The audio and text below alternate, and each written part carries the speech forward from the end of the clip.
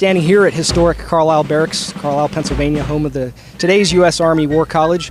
The building behind me is known as the Hessian Powder Magazine. It is, as the name suggests, a powder magazine built by Hessian prisoners of war captured by the Continental Army in December of 1776 after Washington's iconic crossing of the Delaware on Christmas night. German principalities did typically have a reputation as being disciplined fighting troops. Largely due to their sort of relation and proximity, I think, to Frederick the Great and the Prussian army in the early and mid-18th century, which was sort of the gold standard. As we talk about the Hessians, I think it's important to recognize that there were actually 6 German principalities that will provide manpower for the British forces in North America throughout the Revolution. In addition to the more numerous soldiers from Hesse-Kassel and Hesse-Hanau, the true Hessians, there were also Waldeckers, Brunswickers, and troops from Ansbach, Bayreuth, as well as Anhalt-Zerbst, totaling some 37,000 troops or German auxiliaries provided in British service throughout the war. I think the German auxiliaries are a definite help to the British, a definite value added in the end.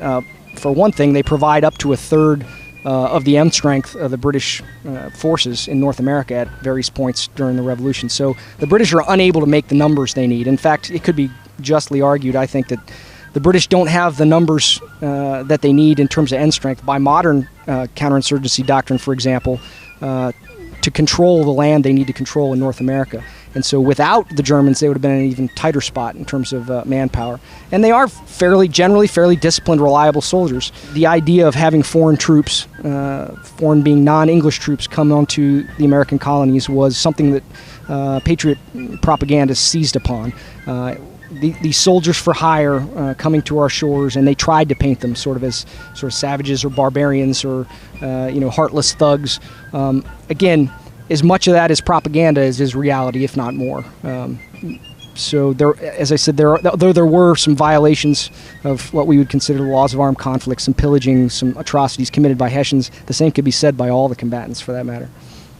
What's interesting to me is that of those, as I said, some 37,000 German auxiliaries, an estimated 5,000 or 6,000 of them will elect to remain in North America at war's end, and many will be permitted to do so, given the discharge, rather than pay their voyage home. Many of them were seeking increased economic opportunity over what they could expect in their homeland. And they would choose instead to integrate in the local German communities already established in the colonies, of which there were several, principally in Pennsylvania, but also in Maryland and Virginia, where they'll become a part of the thriving economy in the American melting pot, and they'll actually help fuel the economy and the westward expansion into both the Shenandoah and Ohio valleys.